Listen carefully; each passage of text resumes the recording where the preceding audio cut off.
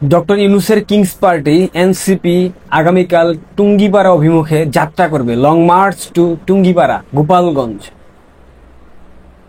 হাসনাত আব্দুল্লাহ ফেসবুকে লম্বা একটা স্ট্যাটাস দিয়েছে, তারা টুঙ্গিপাড়া যাচ্ছে। সর্বোপরি তারা আগামীকাল টুঙ্গিপাড়ার মাটিতে মুজিববাদের কবর রচনা করার জন্যই যাত্রা করবে, এটাই তারা বুঝিয়েছে। আরো বলেছে শেখ মুজিবের ধর্মকে মাটির সাথে মিশিয়ে দিবে। তাদের সারা দেশব্যাপী যে কর্মসূচি তারা নিয়েছে, সারা দেশের বিভিন্ন জেলায় তারা যাচ্ছে, সেখানে লাঞ্ছনা বঞ্চনার শিকার হচ্ছে, তারপরও নির্লজ্জের মতো তারা আবার গোপালগঞ্জ যাচ্ছে। গোপালগঞ্জ নিয়ে কিছু কথা আপনাদের একটু মনে করায় দিই। গোপালগঞ্জে কিংস পার্টির সর্দাররা, অর্থাৎ বিগত সময় বাংলাদেশের রাজনীতিতে যে দুইটা কিংস পার্টির আবির্ভাব ঘটেছিল, জাতীয় পার্টির চেয়ারম্যান হুসাইন মোহাম্মদ এরশাদ, তিনি জাতীয় পার্টির প্রতিষ্ঠাতা ছিলেন, তিনিও কিন্তু টুঙ্গিপাড়াতে গিয়েছিলেন। কিন্তু তার টুঙ্গিপাড়া যাওয়ার সেই দিনটা কিন্তু ভালো ছিল না। এখন যে প্রজন্ম টুঙ্গিপাড়ায় রয়েছে, তার পূর্ববর্তী প্রজন্মদের বর্ষার বল্লমের ধাওয়ায় হুসাইন মোহাম্মদ এরশাদ পদ্মবিল দিয়ে, টুঙ্গিপাড়ায় যে পদ্মবিল আছে, পদ্মবিল দিয়ে স্পিড বুড়ে করে পালিয়ে গেছিল। মানে স্বাভাবিক প্রক্রিয়ায় সেখান থেকে সে ফিরতে পারে নাই।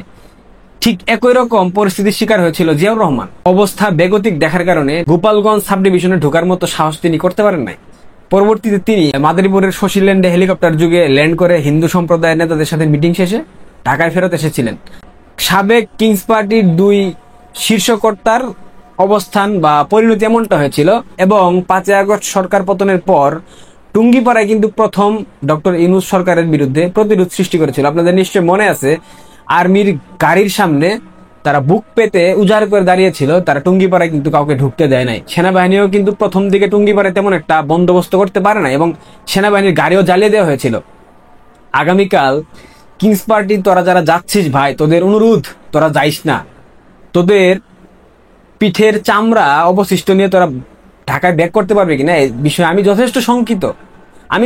কারণ তোরা যেই সিদ্ধান্ত নিয়েছিস, যেই মতলব তোরা এঁটেছিস, যেই মতলব নিয়ে তোরা টুঙ্গিপাড়ায় যাচ্ছিস, বঙ্গবন্ধুর কবরে তোরা হামলা করবি, এবং আমাদের কাছে তথ্য আছে জামাত শিবিরের একাধিক নেতাকর্মী আরো কয়েকদিন পূর্ব থেকে গোপালগঞ্জের বিভিন্ন জায়গায় অবস্থান করতেছে, বিভিন্ন আবাসিক হোটেলে, বিভিন্ন আত্মীয় স্বজনদের বাড়িতে, বিভিন্ন এনসিপি নেতাকর্মীদের বাড়িতে তারা অবস্থান করছে। তারা একযোগে হামলা চালাবে গোপালগঞ্জবাসীর উদ্দেশ্যে না, শুধু দক্ষিণবঙ্গবাসীর উদ্দেশ্যে দুটা কথা বলতেই হয়।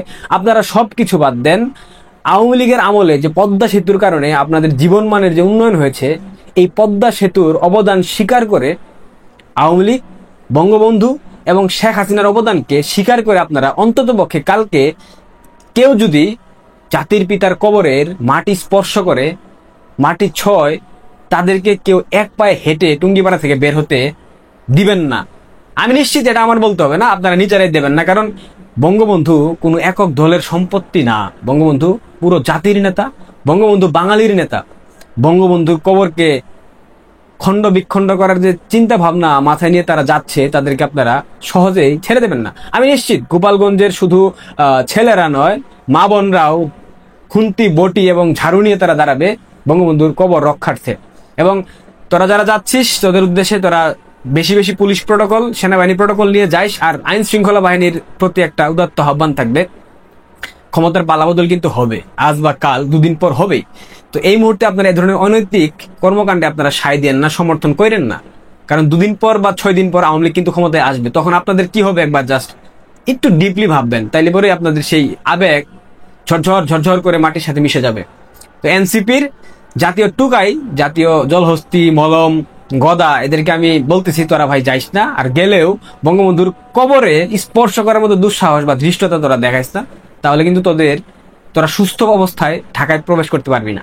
এটা গোপালগঞ্জবাসী না, শুধু মাদারীপুর, গোপালগঞ্জ, ফরিদপুর, কেউই তোদেরকে ছাড়বে না। প্রিয় দর্শক, আপনাদের মতামত অবশ্যই কমেন্ট করে জানাবেন, আর এই ভিডিওটা পারলে সবাই শেয়ার করে দিবেন। ধন্যবাদ।